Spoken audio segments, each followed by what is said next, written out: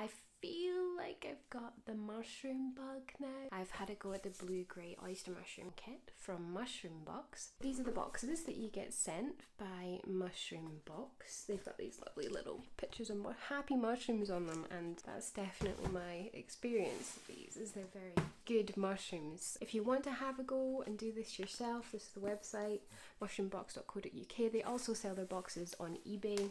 We did eat some last night. They were really good. I had them with some oregano and thyme from the garden, so that was lovely.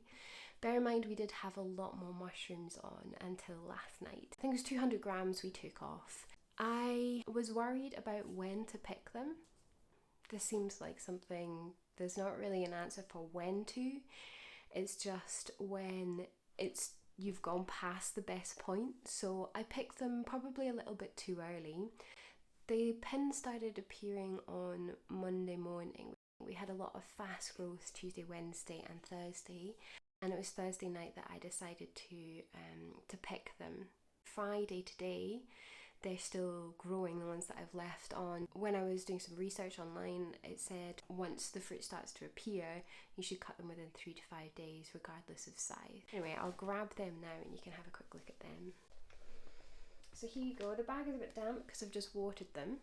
We've got these 3 bunches still growing. This one is getting really big. The other side, you can see down here where we took some off yesterday. There was 2 big bunches here. I'll show you some pictures of what it looked like, and also some pictures of what they looked like when they were cooked. Anyway, I think they're glorious. I'll give you a close-up view of them. It has been so exciting watching them grow.